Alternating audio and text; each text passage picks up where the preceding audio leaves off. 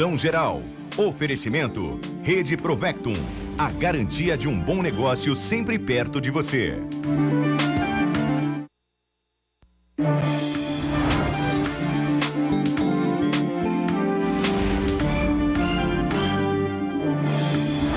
Olá, meus amigos do Brasil, tudo bem? Por aí, hein? Sexta-feira, que ótimo, ainda bem que a sexta-feira chegou. Aliás, é uma delícia, o que seria da semana sem a sexta-feira, não é? E nós estamos aqui. E o nosso Visão Geral de hoje vai falar de relações internacionais com o professor José Maria de Souza Júnior, professor de Relações Internacionais. Primeira vez que eu faço um programa na televisão, até mesmo no rádio, não me recordo de ter feito nenhuma entrevista com o norte dessa entrevista que a gente vai fazer hoje aqui com o professor José Maria de Souza Júnior. Professor, muito obrigado aqui pela presença, por ter aceitado nosso convite, viu? Seja muito bem-vindo. Obrigado, eu que agradeço aí a chance de explicar um pouco sobre relações internacionais, prestar esse serviço aí para os telespectadores. Primeira vez, viu, professor, que eu vou conversar, gozado que sobre esse assunto, que é um assunto que está aí na boca do povo e do mundo, né? Porque todo mundo fala, sobretudo depois da globalização, porque antigamente a gente não sabia nada que estava acontecendo no mundo, hoje a gente sabe que está acontecendo tudo quase que em tempo real. Então, é a primeira vez que eu vou tratar desse assunto aqui contigo, que é professor de Relações Internacionais da Unitá, faculdade, e das faculdades Rio Branco, mestre em Integração da América Latina, doutorando em Ciência Política pela Universidade de São Paulo, a USP. Muito bom, já tão jovem, já com um belo currículo. Professor, para onde caminha o mundo, hein? Nós vamos para uma terceira guerra? Bater na madeira aqui, hein? Eu sou otimista, né? Eu tendo a achar que a gente ainda... Nós vivemos muitos conflitos atualmente que não são muito divulgados, né? E isso é lamentável, mas eu acho que a chance de uma terceira guerra mundial é baixa. No cenário que a gente se encontra, mesmo vendo algumas questões aí sendo bastante críticas, principalmente da Coreia do Norte, né? Sim. É uma situação muito crítica, mas eu acho que é possível, ainda não tão provável, que haja uma guerra localizada. Muito bem. Aliás, deixa eu pegar uma pergunta dessa sua resposta. Você não acredita que estejamos aí a caminho de uma terceira guerra mundial? E isso se dá muito provavelmente também pelo receio dos países, das nações, porque, de repente, há tempos atrás, na Segunda Guerra, se sabia mais ou menos o arsenal dos países. Hoje, salvo alguns exibicionistas, como a Coreia do Norte, mas você não sabe o que vai encontrar. Então, o receio talvez também seja um breque para que, de repente, não tenhamos mesmo na guerra? O breque geralmente é a destruição mútua assegurada, que é a possibilidade de uma guerra nuclear, né? Então, a Guerra Fria não esquentou justamente porque a gente tinha esse cenário de que o mundo poderia acabar. Portanto, eu acho que isso é um elemento dissuasor da possibilidade do engajamento de um conflito. Bom, hoje, se nós vivêssemos uma guerra, eu até comentei há pouco contigo aqui, eu tive um professor de geografia, né? Pedrinho Del Rio, de Mojimirim, que teve a vida tirada de maneira terrível, né? Foi assassinado. E ele dizia sempre nas aulas o seguinte, isso, quando ele fala hoje, eu quero me referir a 40 anos, por exemplo. E ele falava, hoje uma guerra mundial terminaria rapidamente, com uma bomba de hidrogênio no hemisfério sul e uma no hemisfério norte. O que ele disse há 40 anos, vale para hoje, não? Olha, eu não diria que apenas uma bomba, mas a capacidade nuclear dos países que detêm esse arsenal, ela definitivamente conseguiria acabar com o mundo, né? Com a vida humana na Terra. Isso seria possível. Professor, não é a sua especialidade armamento, né? Não necessariamente. Mas claro que, até por ser professor de Relações Internacionais, o que você não sabe é muito mais do que aquilo que eu sei. Então, eu quero lhe perguntar o seguinte. A Segunda Guerra, Hiroshima e Nagasaki, por exemplo, com a bomba atômica, aquela bomba atômica lá da década de 40, né? Hoje ela seria uma bomba atômica muito pequena diante da força dos armamentos atuais? A bomba de hidrogênio é uma bomba consideravelmente mais potente do que as que foram usadas no Japão ao final da Segunda Guerra, com certeza. Se você não tiver condição de responder, não tem problema. Mas o que provoca a explosão? Ela mata pela explosão, pelo deslocamento de ar, pela radiação? Como é que é? Na verdade, o princípio é a geração de calor, né? É uma onda de calor muito forte que no limite desfaz a pessoa. Desintegra. E desintegra as pessoas e os elementos, qualquer elemento material que tenha perto, assim, né? E isso vai... A liberação de energia que tem nas bombas... Fissão e fusão, né? São os dois princípios, né? Você funde um átomo no outro ou então você separa o núcleo de um átomo. Meu conhecimento na parte de física é muito limitado, mas a geração de energia que tem a partir da fissão ou fusão de átomos é o que acaba desintegrando os elementos que estão ao redor ali da explosão. Muito bem. Professor, o que é que leva um ser humano a detonar uma bomba dessa natureza?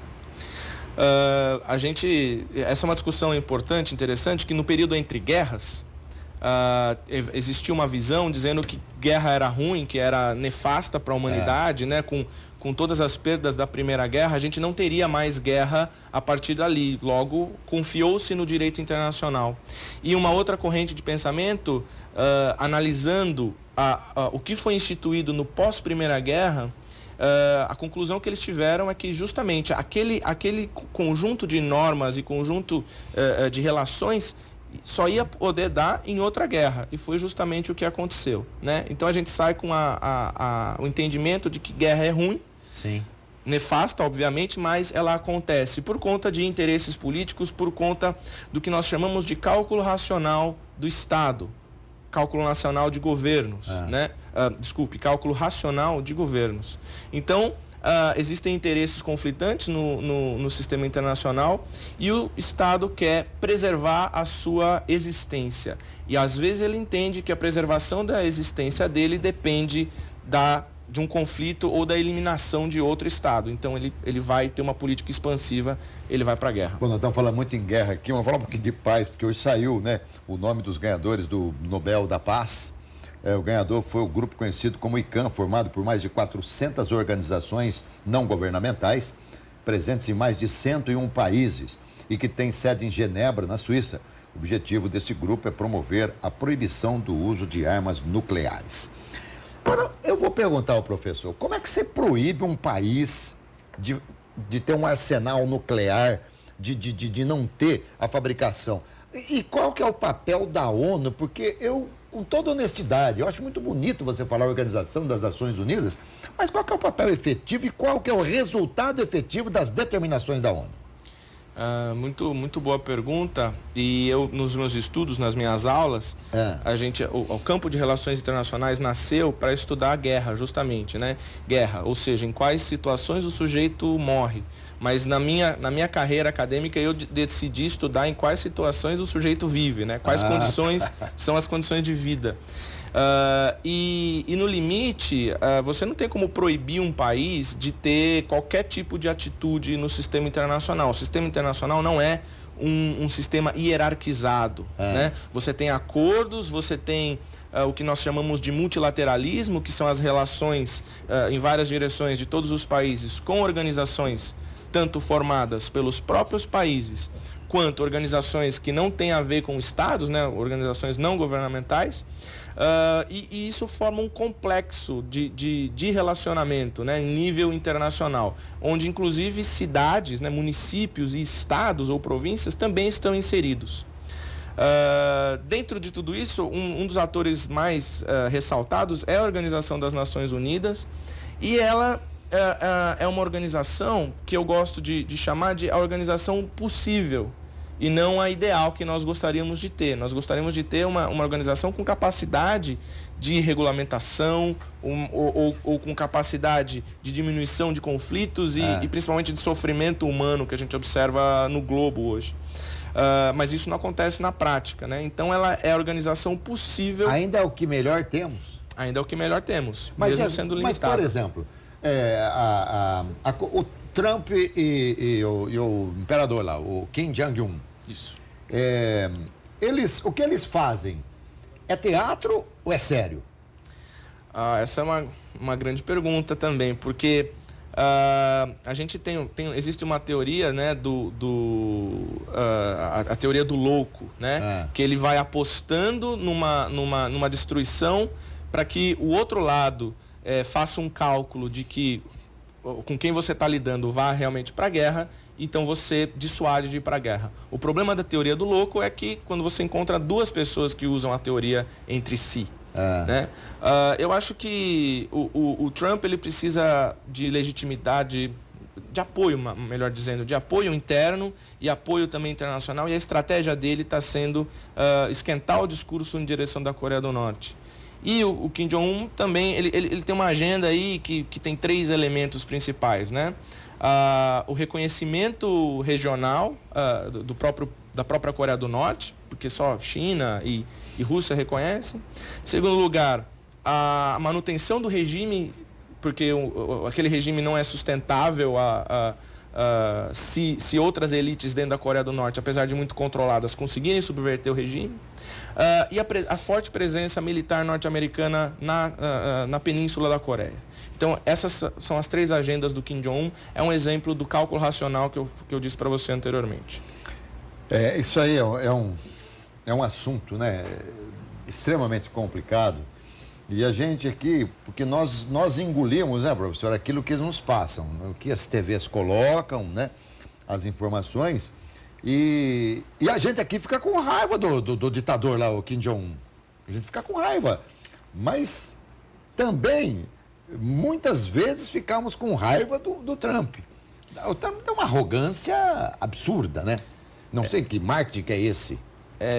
Eu gosto de pensar que não existe lado correto nessa história, o lado bom nessa história, né? Existem 2 lados antagônicos, mas a postura do Trump, o Trump não é o defensor da paz e da liberdade, ou de qualquer coisa que seja moralmente defensável, e tampouco o Kim Jong-un. Eu acho que o que está em jogo é política, o que a gente chama de hard politics, né? Política dura, política de armamento, de estratégia e de expansão territorial. Agora, uma pergunta que é da opinião do professor, hein? Eu vou fazer a pergunta e vou dar um tempo para você pensar, hein? O Kim Jong-un está correndo o risco, de repente, de ser assassinado por americanos, sei lá, enfim. E da mesma forma, o Trump também, nessas trocas de farpas, também está correndo o risco que possa vir, de repente, da Coreia do Norte? Só um pouquinho aqui, daqui a pouco você responde, tá bom? E, gente, é isso aí, né? E relação internacional é uma coisa muito séria. Sobretudo quando a gente fala de guerra, né? Guerra, tá louco, né? Ninguém merece. Eu agora vou falar para vocês de uma empresa campineira que é reconhecida nacional e internacionalmente pela excelência do trabalho. A Sanasa, referência em tratamento de efluentes e pioneira na América Latina na implantação de água de reuso. A Sanasa é uma empresa séria que pensa no bem-estar da população e investe em tecnologia e inovação para avançar ainda mais no abastecimento de água e tratamento de esgoto. Em breve, será a primeira empresa de saneamento a ter 100% de capacidade instalada para tratamento de esgoto, em cidades, claro, com mais de 500 mil habitantes. Isso é inovar na qualidade de vida, inovar para entregar água de qualidade, inovar na saúde, com novas instalações de tratamento, inovar na segurança hídrica com mais 3 novos reservatórios de água potável. Inovar no compromisso com o meio ambiente e fazer parte do movimento de redução de perdas da ONU, que a gente acabou de falar aqui. Não é à toa que a Sanasa é de Campinas, afinal, nossa vida é inovar. E eu pergunto, professor, estão querendo matar o Trump, estão querendo matar o Kim Jong-un, não? Olha, eu acredito que o aparato de segurança do presidente dos Estados Unidos seja um aparato muito forte, né? Eu tenho dificuldade de acreditar que alguém conseguisse matar o presidente norte-americano, principalmente depois da morte em 1963 do presidente Kennedy, né? Agora, em relação ao Kim Jong-un, a gente sabe-se pouquíssimas coisas sobre a Coreia do Norte, né? Mas para falar de assassinato, assim, né? O Kim Jong-un matou um tio, se eu não me engano, o irmão, se eu não me engano, e mais alguém que discordava do regime, né? Que podia ser uma ameaça para o regime dele na Coreia do Norte. Então essa questão de assassinatos ela não está descartada, mas eu acho muito difícil que se consiga alguma ameaça concreta sobre o presidente norte-americano. Com toda certeza você não era nascido em 1963, né? Que morreu o Kennedy? Sim, 2 ou 3. 2 ou 3. Na Elm Street, em Dallas, aliás, quando eu fiz a Copa do Mundo nos Estados Unidos em 94, fui várias vezes, passei várias vezes ali, sempre tinha alguém ali para contar a história de como aconteceu e tal, né? Mas, professor, me recordo, eu tenho aqui na cabeça, vendo Hebe Camargo chorando na televisão, levando ao ar um programa falando do assassinato do John Fitzgerald Kennedy. E convivemos muitos anos com a ideia de que Kennedy não havia morrido. Claro que você sabe dessa história, né? E isso por quê? Porque não foi mostrado para o mundo o caixão aberto do Kennedy, tudo foi fechado, aquela coisa toda. Assim como criou-se também uma certa dúvida na cabeça do mundo sobre a morte do Osama Bin Laden. Morreu mesmo, né? As informações que damos conta é que eles morreram, né? Agora, provas concretas, aí fica muito difícil da gente obter aí materialmente falando, né? Mas existiu por parte do Obama uma explicação de que, de repente, o corpo dele foi até para o mar, do Osama Bin Laden, para que não se tornasse, de repente, né, um Martin, né? Sei lá, enfim, do Estado Islâmico, aquela coisa toda. Entendeu, professor, que isso aí foi uma medida acertada, não? Olha, o Osama Bin Laden, líder do grupo Al-Qaeda, né, por muitos anos, foi o formalmente acusado ali de planejar os ataques de 11 de setembro. Porém, a família Bin Laden era bastante próxima da família Bush, por exemplo, no Texas, ali, né, no reduto político da família Bush. E o Osama Bin Laden foi, de um certo tempo para frente, tido como o desgarrado da família Bin Laden, né? Toda essa construção, toda essa... Tem a parte objetiva, tem uma parte narrativa nessa história importante, né? A visão do governo na época foi tentar impedir a criação de um mártir, né? Mas abriu espaço para essa dúvida que nós temos, justamente, né? Muito bem. De um assunto extremamente interessante que envolve os grandes líderes mundiais. Aliás, por falar em líderes mundiais, nós estamos meio a pé de líderes, né? De uma maneira geral, daqueles que são idolatrados, né? Há muito tempo que a gente não tem, né, professor? Com certeza. E não há interesse dos países em criarem seus líderes assim, para que sejam admirados internacionalmente? O líder, ele não é só criado de um ponto de vista de planejamento, né? Ele tem que ser percebido como líder, né? A liderança tem muito a ver com a percepção dos liderados, né?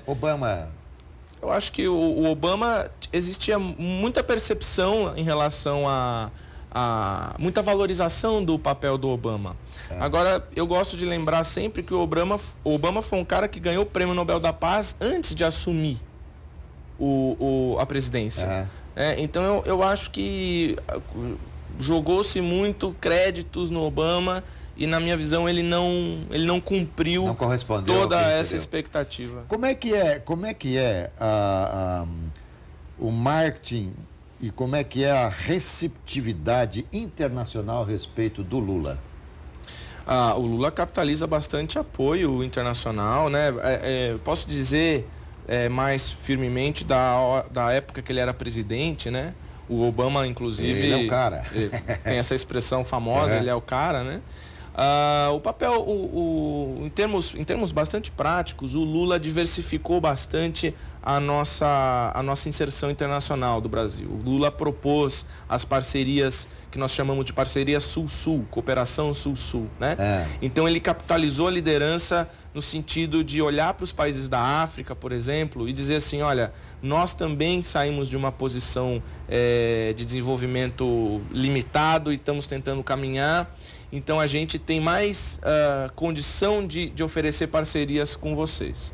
Né? Agora ela está bastante deteriorada, essa posição. Isso que eu queria te perguntar. Por exemplo, já haverá o julgamento, já não sei, mas vai ser julgado em segunda instância e se não houver ainda, se não for revogada a lei que já permite a prisão após o veredito da segunda instância, o Lula pode ser preso. E isso aí trará uma consequência nacional e internacional. Sim, com certeza, né? O Lula, como a gente acabou de discutir, ele é reconhecido internacionalmente como um líder, né?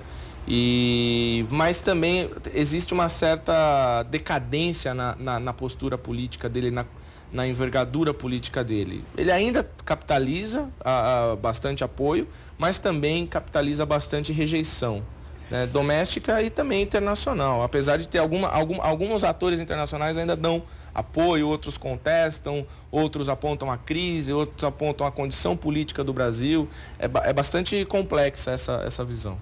Professor, como é que o senhor vê as sanções aos países, por exemplo, a Cuba, a Venezuela, a própria China, a própria Coreia agora, né? Como é que você vê essas sanções? Elas, que claro, vêm da mãe, da ONU, né? Isso aí é discutido na ONU.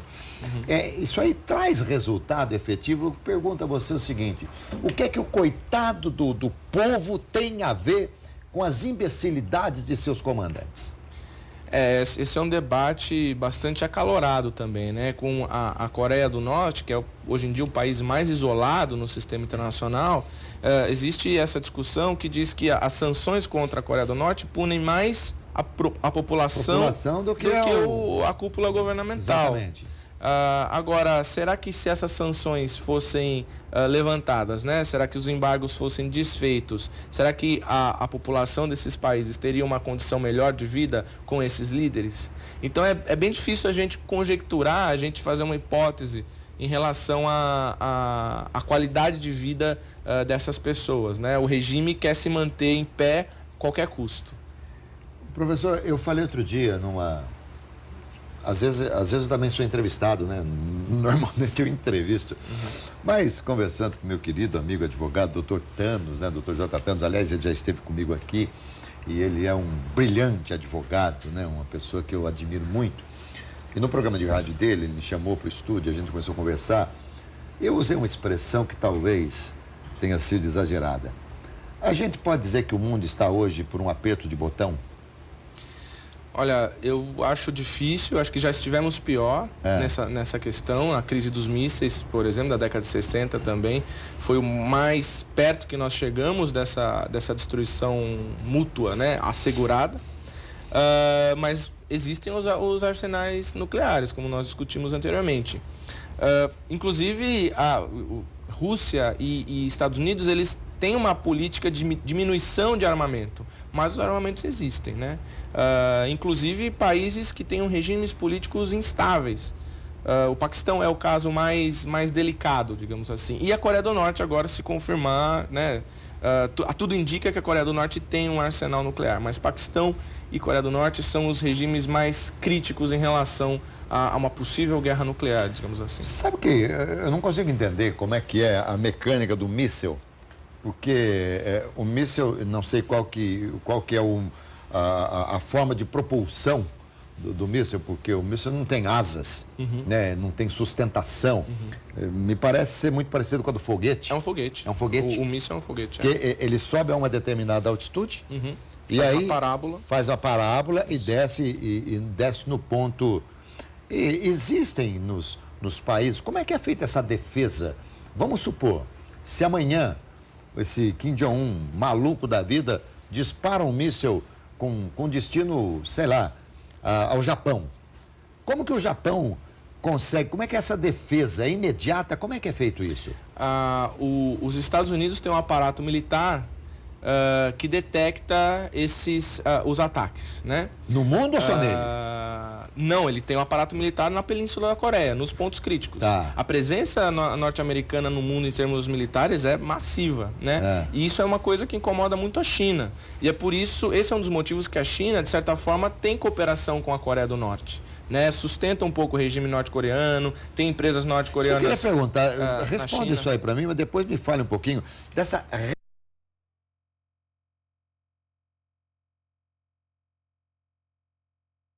A Coreia do Sul tem um aparato militar americano grande e o mar ali da península também. E basicamente eles detectam um míssil se aproximando e eles jogam um míssil nesse míssil para destruir o ataque antes que ele chegue no solo, no caso aí, sul-coreano ou japonês. O grande problema é que esses mísseis chamados de Patriot, né, o Patriota, que vai lá para salvar, digamos assim, né, ele se sacrifica para salvar o ataque, do ataque. A questão é, se o ataque for com uma chuva de mísseis, um ou outro pode passar. Um ou outro passando, a gente está falando de alguns milhares de mortos. Alguns milhares. Esse é o drama. E essa relação da China com a Coreia? A relação da China com a Coreia é o seguinte, a Coreia é um calo no pé dos Estados Unidos que a China gosta. Mas isso não quer dizer que a China tem na Coreia do Norte um aliado sem restrições nenhumas. Mas por que a China gosta? A China hoje e os Estados Unidos estão casados. Sim, o consumo, o comércio é absurdo. Claro, eles estão absolutamente abraçados em termos comerciais, mas em termos de política estratégica, a presença norte-americana no mar da China e na Península da Coreia é incômoda ainda para a China, né? A China quer se projetar como uma potência, uma líder regional, e isso gera atritos com o Japão também, que é um aliado estratégico dos Estados Unidos. E apesar de todos os elos econômicos que juntam os dois, na questão estratégica... E a posição da Rússia em relação a esse conflito? Exatamente. A Rússia é uma outra potência que a gente pode dizer que é uma potência emergente ou uma potência em declínio, né? O espólio da União Soviética e vai declinar. É muito difícil saber para onde a Rússia vai, porque secularmente a Rússia salvou a Europa algumas vezes, né? E é um país enorme, né? Com a capacidade territorial, com a capacidade, enfim... a gente precisa entender melhor a Rússia no seu modus operandi, mas também tem uma questão de fazer os Estados Unidos sangrar um pouco ali na Coreia do Norte para aumentar o seu peso na política internacional, como tem feito nos últimos anos. Muito bem. Professor, eu vou deixar uma pergunta aqui para o senhor responder no próximo bloco. Professor, quando é que a gente sabe que alguém ganhou, alguém perdeu a guerra? Geralmente, quando...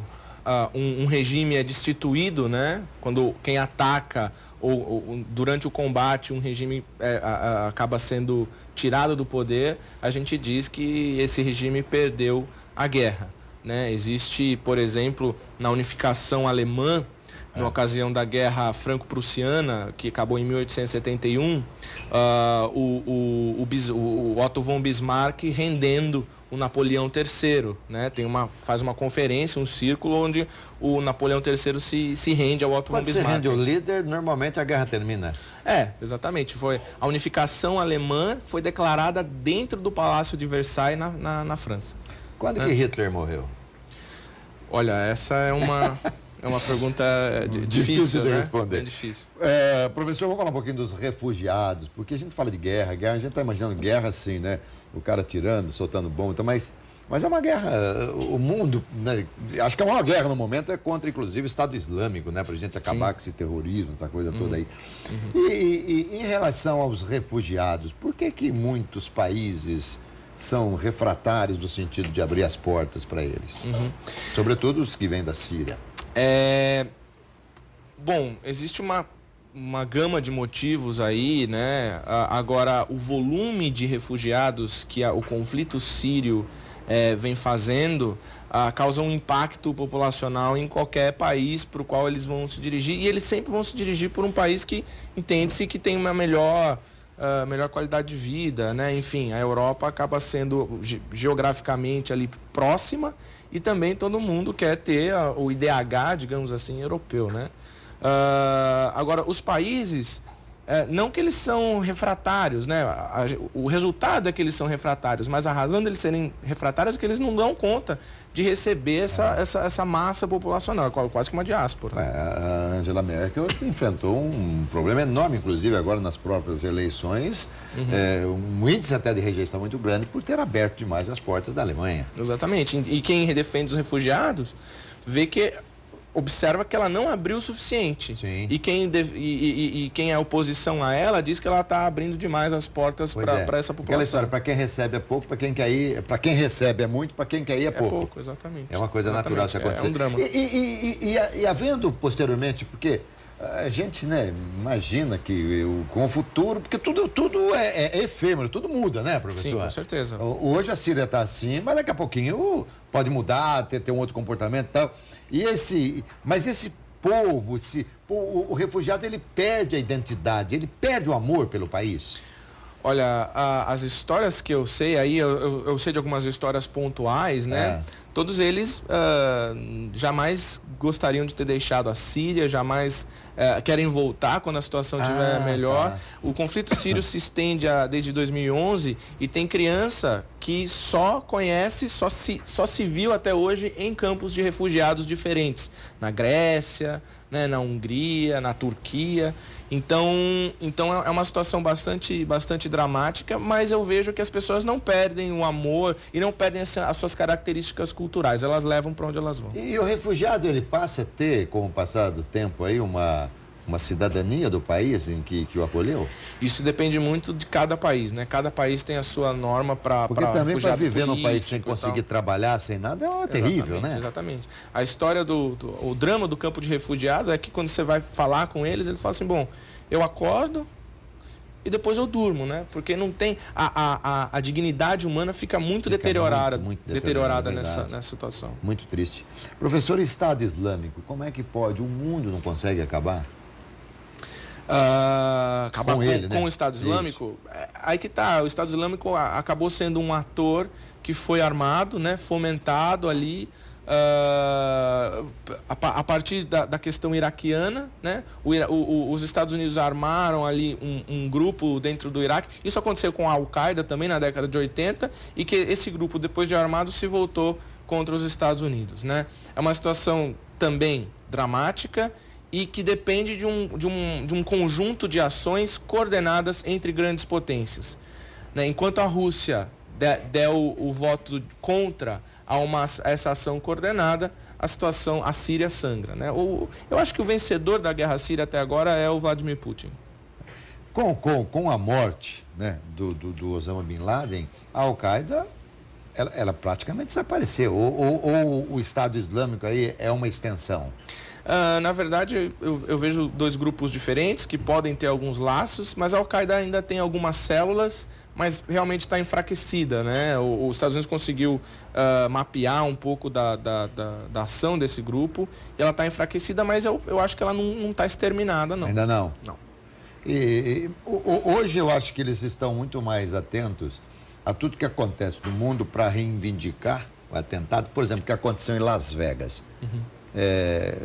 Consegue ver alguma relação com o Estado Islâmico?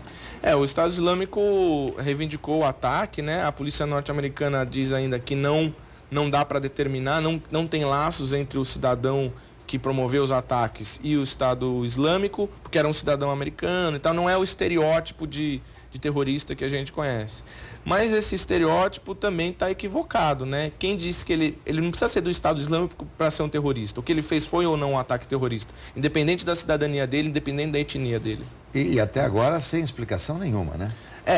Investigações, né? Estão mapeando ali. Ele comprou, acho que 20 fuzis nos últimos 11 meses, algo parecido. Ele modificou os fuzis com um dispositivo pequeno, simples, para transformar eles em armas automáticas. Então, assim, é um caso de psicopatia, né? Eu fui a Las Vegas uma vez com tanta segurança naqueles hotéis, como é que o cara conseguiu subir com esse arsenal? Exatamente. Professor José Maria de Souza Júnior, quero te agradecer demais aqui a presença. Muito Foi obrigado. muito legal Muito falar obrigado sobre esse assunto aqui, viu? Muito obrigado mesmo. pela hospitalidade de vocês. Tá. Gente, José Maria de Souza Júnior, especialista em relações internacionais, foi quem me deu o privilégio, o prazer de entrevistá-lo aqui no nosso programa de hoje. Sexta-feira, dia de afrouxar o nó da gravata. Ufa, que delícia, hein?